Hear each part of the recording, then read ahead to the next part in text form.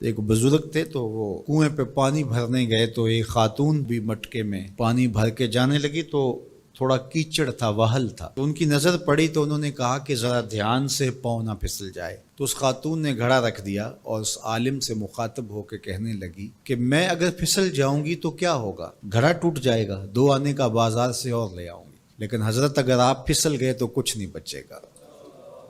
عالم کا پھسلنا، عالم کا پھسلنا، ایک جہان کا پھسلنا ہے. حضرت عمر رضی اللہ تعالیٰ عنہ نے فرمایا 3 چیزیں اسلام کی عمارت کو ڈھا دیتی. پہلی چیز ذلت العالم، عالم کا پھسل جانا. جب عالم پھسلتا ہے تو معاشرہ پھسلتا ہے.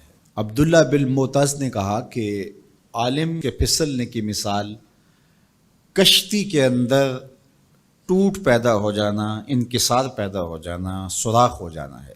چونکہ کشتی کے اندر جب سوراخ ہوتا ہے تو پھر کشتی بھی ڈوبتی ہے اور کشتی کے اوپر جو بیٹھے ہوئے ہوتے ہیں وہ بھی ڈوب جاتے ہیں.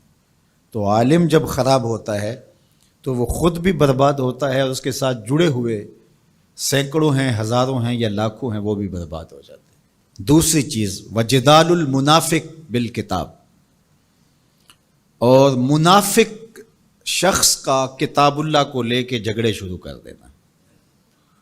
منافقین جن کے اندر نفاق بھرا ہوا ہے وہ مفسر بن جائیں، وہ قرآن لے کے بیٹھ جائیں اور لوگ ان کے فالوور بن جائیں اور وہ لوگوں کو گمراہ کر رہے ہوں. جب کسی قوم کے اندر منافق ممبر و محراب کے مالک بن جاتے ہیں اور وہ قرآن سے لے کر مجادلے کر رہے ہوتے ہیں تو قومیں برباد ہو جاتی ہیں.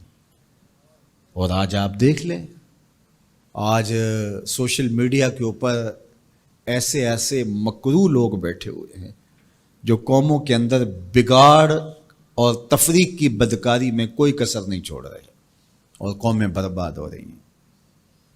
اللہ تعالیٰ نے قرآن مجید میں فرمایا لوگوں میں سے کچھ ایسے لوگ بھی ہیں کہ جن کی باتیں ایسی ہیں کہ تمہارے دل کو لگیں کہ واہ واہ کیا بات کر رہا ہے، لیکن وہ الد الخصام ہیں، وہ انتہائی لوگوں کے اندر فساد برپا کرنے والے ہیں، لوگوں کے اندر شر پیدا کرنے والے.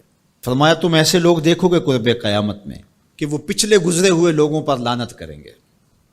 وہ کہیں گے جو دین ہمیں سمجھ آیا ہے وہی دین ہے. ماضی کے اندر بڑے بڑے محدث، فقیہ اور بڑے بڑے بزرگ، وہ کہیں گے ان کو کیا پتہ تھا، دین کی تو سمجھ ہی ہمیں آئی. اور آج ہم دیکھتے ہیں کہ لوگ کہہ رہے ہیں کہ ہمارے جیسا تو کوئی زمانے میں ہے ہی نہیں، دین کا تو فہم ہی ہمیں ملا ہے. ماضی میں تو سارے لچھے بیچتے تھے، انہیں کیا پتا تھا دین کیا ہے. اور بزرگوں کی پگڑیاں اچھالی جانے لگی. تو کہا کہ دوسری چیز جو اسلام کو گرا دے گی وہ جدال المنافق بالکتاب، منافق کے ہاتھوں میں کتابیں آ جائیں گی اور وہ کتاب اللہ کو لے کر کے قرآن پڑھ کے، حدیث پڑھ کے لوگوں کو گمراہ کر رہے ہوں گے.